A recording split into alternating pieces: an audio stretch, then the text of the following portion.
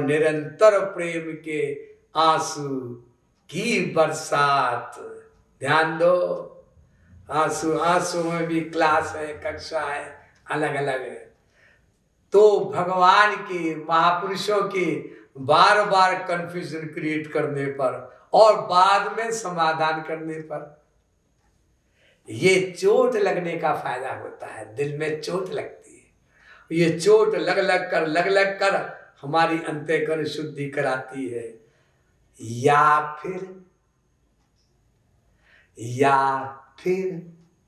एक बात समझ लेनी चाहिए हमेशा के लिए, जो कोई महापुरुष है उसका हर कार्य हमारे कल्याण के लिए होता है। कोई भी जो महापुरुष है उसका हर कार्य, हर आज्ञा, हर आदेश, हर संदेश, हर उपदेश, हर निर्देश हमारे भले के लिए होता है।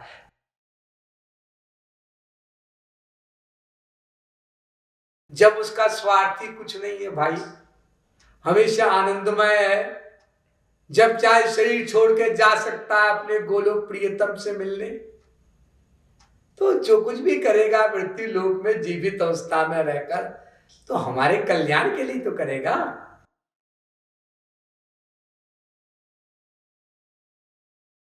अकल्याण के लिए थोड़ी ना करेगा।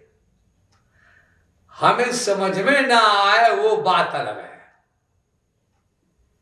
समझ में केवल तब आ सकता है महापुरुष या उसकी कोई भी बातें जब हम समझ छोड़ दें, समझ का त्याग कर दें और जगत गुरु तब श्री कृपालु महाप्रभु के भक्ति शतक के इन दो दोहों को याद कर लें और हमेशा याद रखे रहें।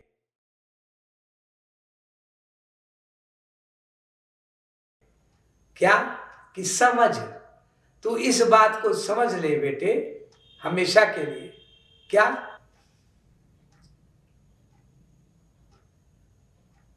समझते श्याम को, समझ, इसको समझ ले, समझते श्याम को और समझ सके नहीं कोई, उसको कोई समझ नहीं सकता है। सरस्वती, बृहस्पति, ब्रह्मा, विष्णु, शंकर, कोई भी समझ से, अपनी समझ से। तो इसको तू समझ ले। जगत गुरु तब श्री कृपालु महाप्रभु कहते हैं इस बात को समझ ले बेटा, चल तू और कुछ ना समझ, ठीक है ना।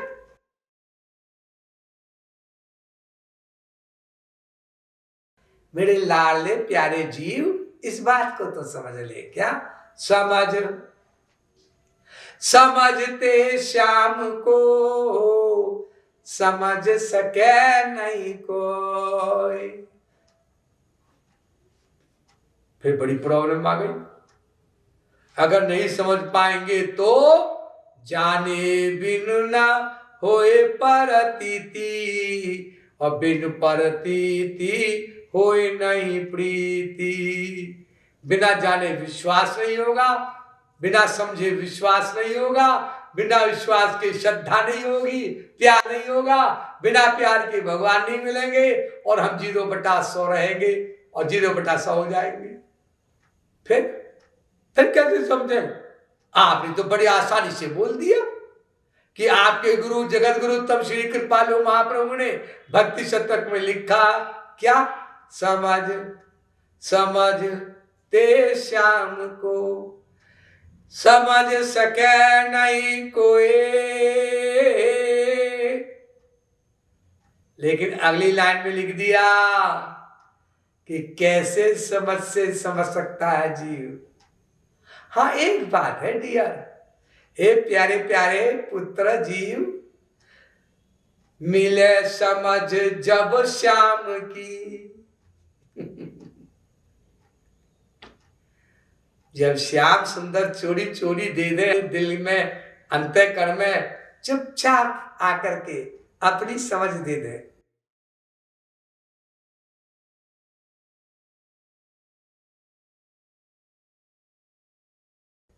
समझे?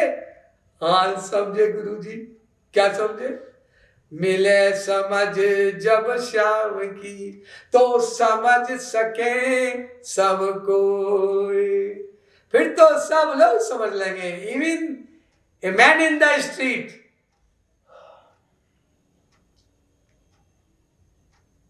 even a duffer can understand those so-called absolutely inconceivable ways of महापुरुषास। महापुरुषों की सब बातें समझ में आ जाएंगी अगर श्याम सुंदर अपनी समझ दे दे। लेकिन ये श्याम सुंदर की समझ कैसे मिलेगी? अपनी समझ से तो हम नहीं समझ सकेंगे, एब्सोल्युटली इम्पॉसिबल। लेकिन श्याम सुंदर की समझ से सब कुछ समझ लेंगे। अब ये श्याम सुंदर की समझ कब मिलेगी? इसका उत्तर भी दूसरे ही दोहे में दे दिया इसी के आगे मेरे गुरु जगत गुरु उत्तम श्री कृपालु महाप्रभु ने, जो आपके भी गुरु हैं।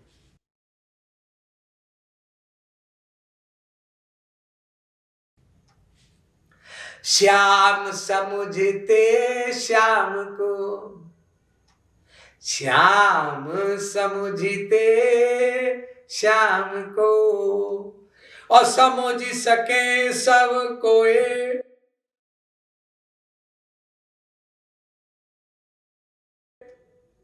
देखा, पहले का कोई नहीं समझ सकता, अब कह रहे हैं महापुरुषों की सारी बातों को सब कोई समझ सकता है जी, सब कोई।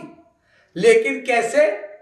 श्याम समझते श्याम को, समझ सके सब कोई।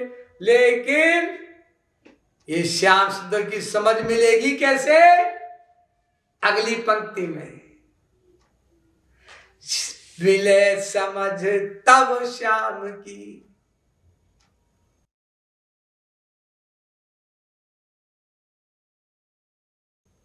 मिले समझ तब श्याम की, जब समझ समर्पित होई। जब तुम अपनी समझ यानी अपनी अकल, अपनी खोपड़ी लगाना बंद करोगे।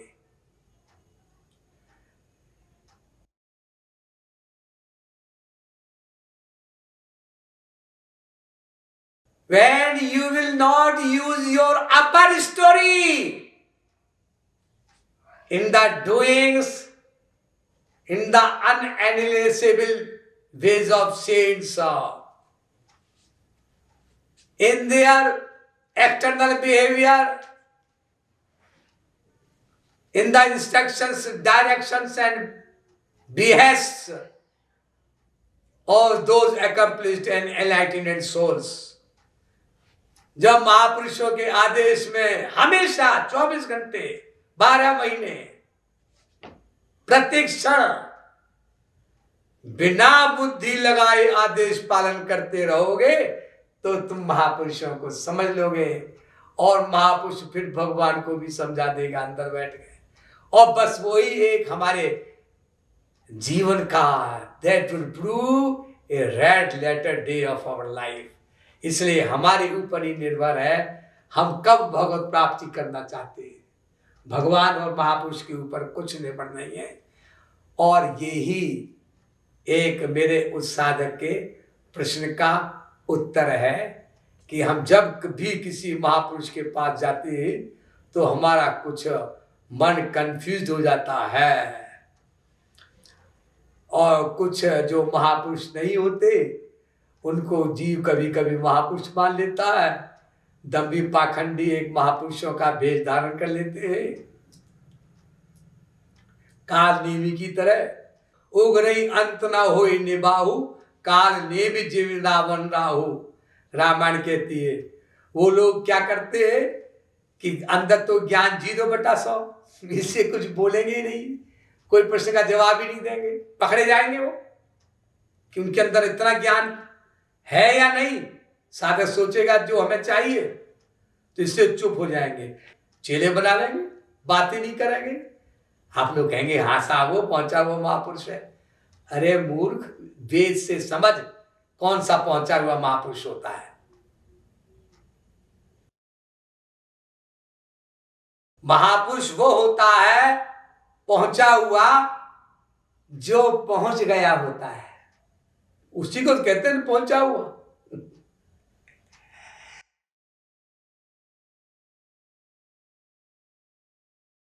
तो जो भगवान के पास पहुंच जाता है तो वेद कहता है उसमें गुण आ जाते हैं। ये जैसे कोयला आग में जलता है तो कोयले में फिर जलाने के आग के गुण आ जाते हैं। तो जो वहां पहुंच जाता है तो विद्यते हृदय ग्रंथि छिद्यन्ते सर्व संशया क्षीयन्ते चास्य कर्माणि तस्मिन् दृष्टि परावरे। वो हर शंका का, जिज्ञासा का समाधान कर देगा।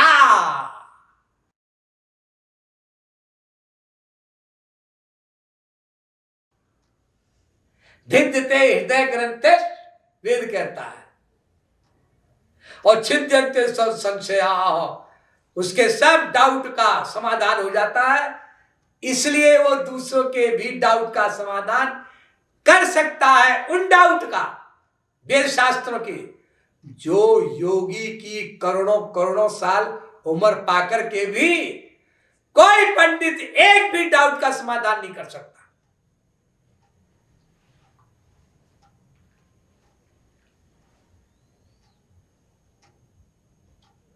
और ऐसे डाउट का समाधान महापुरुष लोग हंसते खेलते चुटकियों में कर लेते हैं। उस महापुरुष को पकड़ो,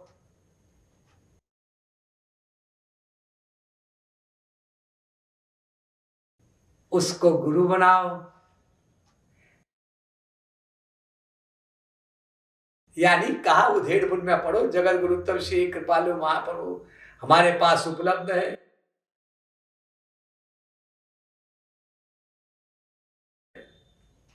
इसलिए उनके सिद्धांत को पढ़ो, याद करो, कूट कूट कर अपने मन बुद्धि में रखो।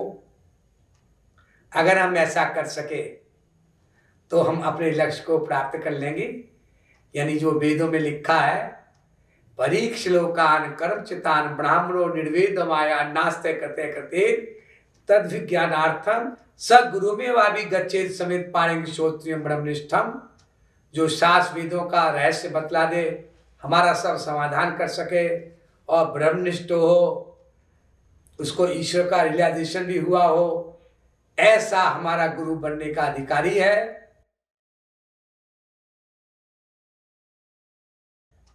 ऐसा महापुरुष, तो अब जब हम उसके पास जाएंगे तो वो सब समाधान अपने आप कर देगा, हमारा हो जाएगा। इसलिए ये तो समाधान हुआ उसके एक प्रश्न का। दूसरे एक बहुत इंपॉर्टेंट है,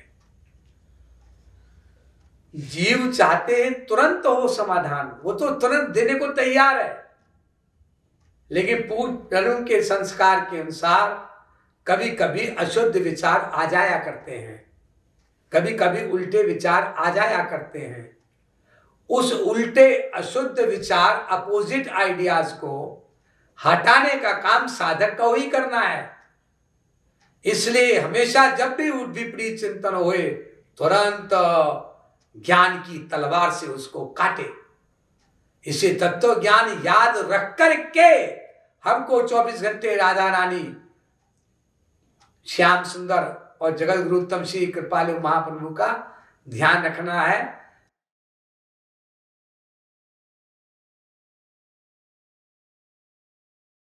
तत्व ज्ञान युक्त रह करके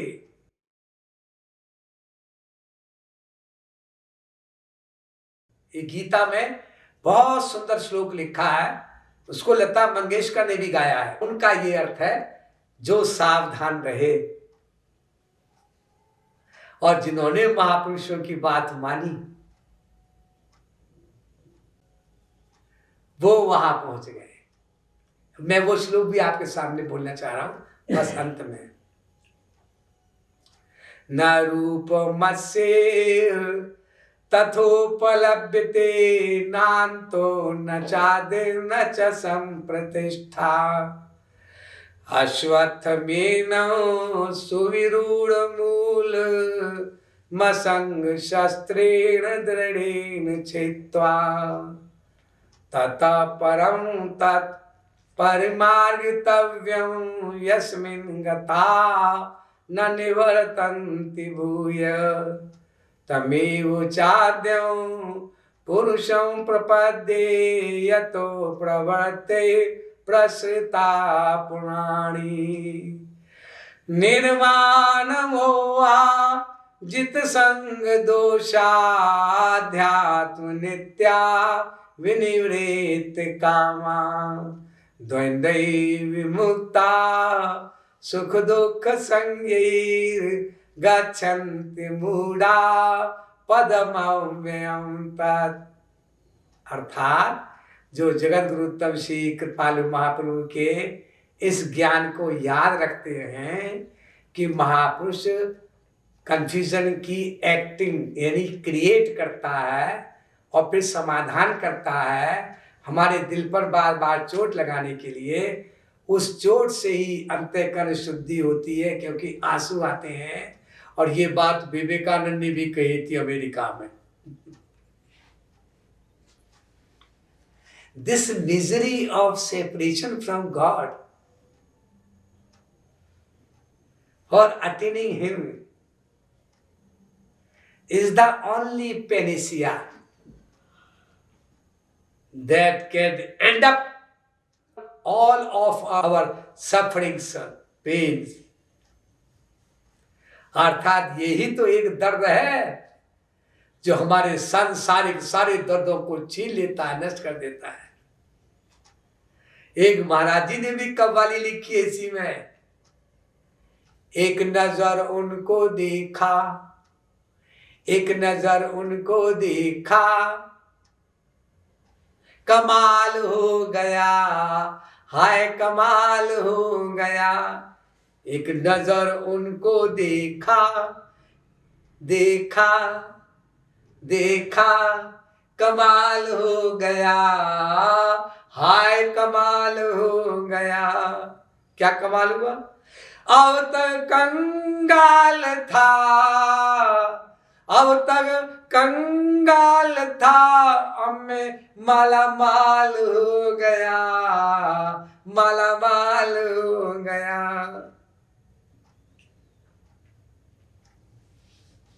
बहुत लंबा चौड़ा है, मैं एक ही दो लाइन बोलूंगा, ज्यादा नहीं बोलूंगा। दर्द दिल ने कुछ ऐसा नशा दे दिया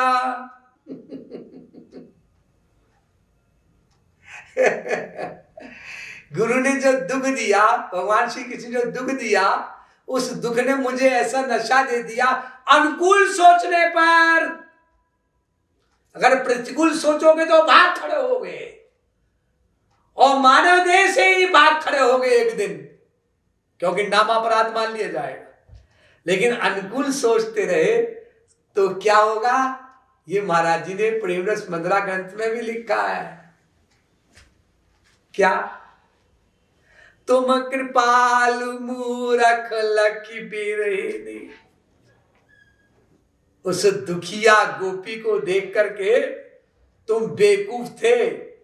सखी हरि प्यार करन सा डरी गयो, सखी हरि छू मंतर सा करी गयो।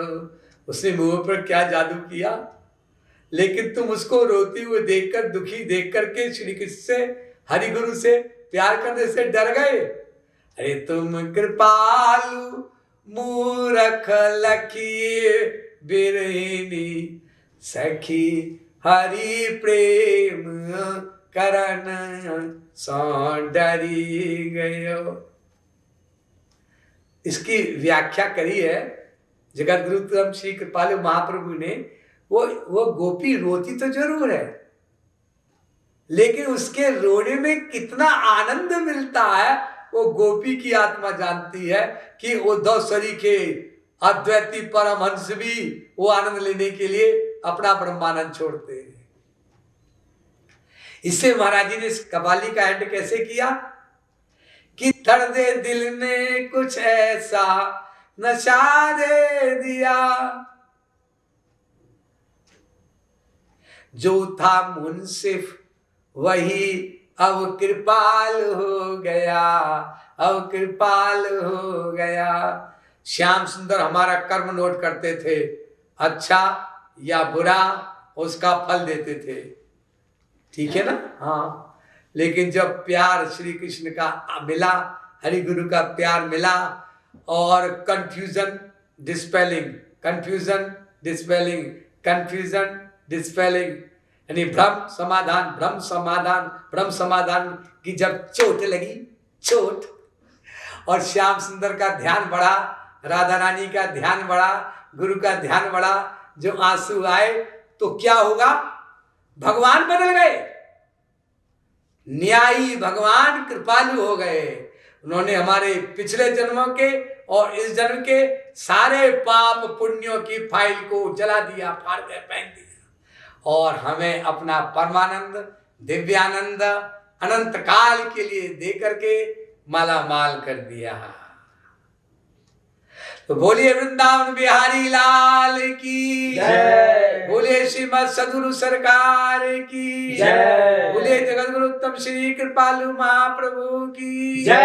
जय जय श्री राधे, जय जय श्री राधे, जय जय श्री राधे।